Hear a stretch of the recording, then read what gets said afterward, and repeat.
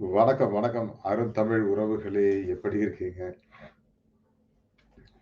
அதாவது அதிமுக மாஜி எம்.எல்.ஏக்கள் மற்றும் அமைச்சர்கள்ல பல பேர பிஜேபி பக்கம் கொண்டு வருவதற்கான முயற்சிகளை அண்ணாமலை செய்து கொண்டிருக்கிறார். இது ஒரு அதிர்ச்சியான சம்பவம்னாலும், இது ஒரு மாஸ்டர் பிளான் அப்படின்னு தான் சொல்லப்படுகிறது. அதேபோல கொங்கு மண்டலத்தில இருக்கிற பெரும்பாலான அதிமுக முன்னாள் அமைச்சர்கள் வந்து பாஜக பக்கம் வருவதற்கான வாய்ப்பு அதிகமா இருக்கு அப்படிங்கிற ஒரு தகவலும் வந்திருக்கிறது. அத பற்றி விரிவாக பார்க்கலாம். அதுக்கு முன்னாடி உங்களுடைய கருத்து அதுக்கு நம்ம சேனல லைக் பண்ணுங்க, சப்போர்ட் பண்ணுங்க, சப்ஸ்கிரைப் பண்ணுங்க.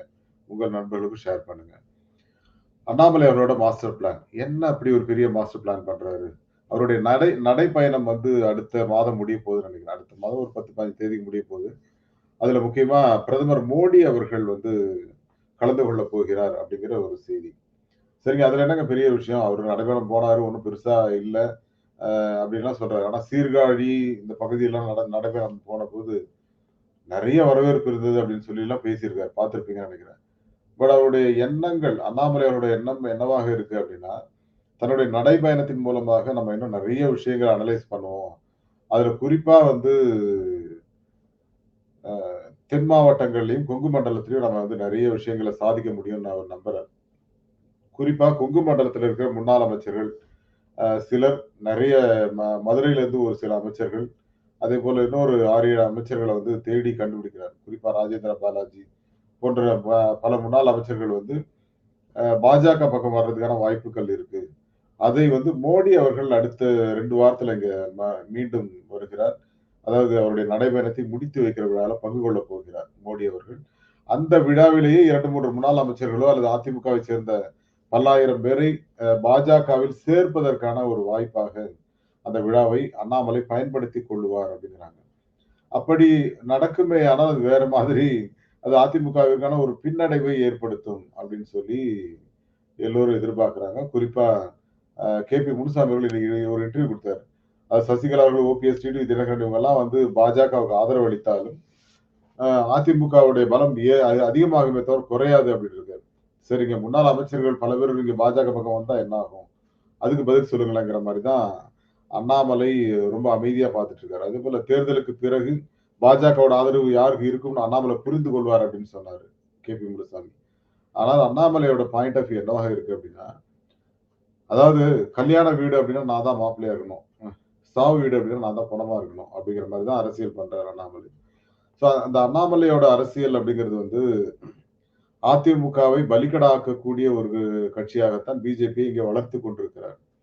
அது எல்லாருக்குமே தெரியும். ஏன் அப்படி சொல்றேன் அப்படின்னா, ஒரு சம்பவம், நெறைய சம்பவங்கள் இருக்கு. ஒரு சம்பவம். அதாவது ஓபிஎஸ், இபிஎஸ்ஸை பிரித்ததே அண்ணாமலை தான் அப்படிங்கிறாங்க.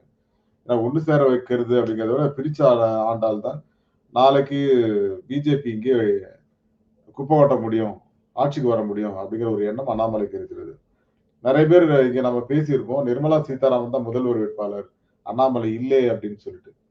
அப்படி இல்லங்கிறது பெரும்பாலானோரோட கருத்தாக இருந்தாலும், வேறு சில முயற்சிகள்ல பிஜேபி ஏதோ செஞ்சுட்டு தான் இருக்காங்க. பட் அண்ணாமலையை மீறி இங்க எதுவும் பண்ணிட முடியாது அப்படிங்கிற ஒரு பெரிய தகவல் ஒன்றை பாஜக பாஜகவை சார்ந்த ஒருவர் சொன்னார்ன்னு வச்சுக்கோங்களேன். யார் சொன்னாருங்கிறதெல்லாம் வேண்டாம். அது என்னன்னா அண்ணாமலை வந்து தன்னுடைய பணியில அவரை மீறி இங்க எதுவும் செய்ய முடியாதுங்கிற மாரி தான் நெறைய வேலைகள பண்ணிட்டு இருக்காரு. அவர் இல்லாமல் இங்க ஒரு அணுவும் அசையாது.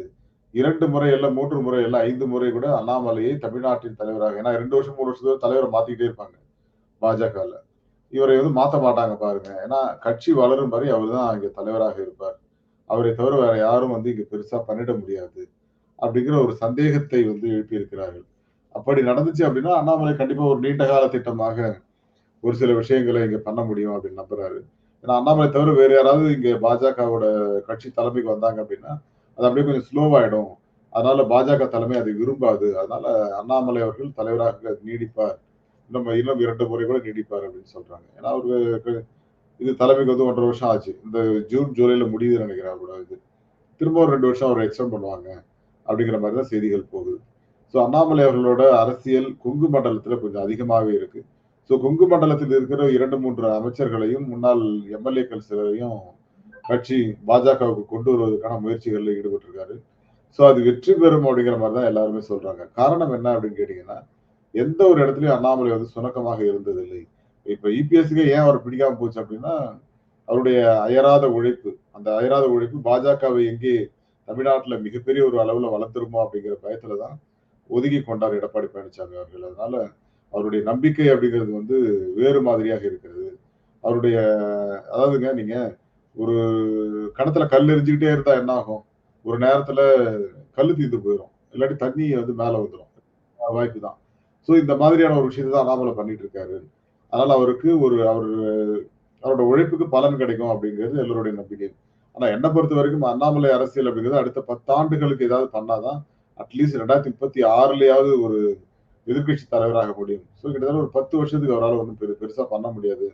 அப்படிங்கிறது என்னுடைய கணிப்பு. பட் பொறுத்திருந்து பார்க்கலாம். அதையும் மீறி அவர் வளர்கிறாரேயானால் அது ஒரு மிகப்பெரிய ஒரு வளர்ச்சியாகத்தான் கருதப்படும்.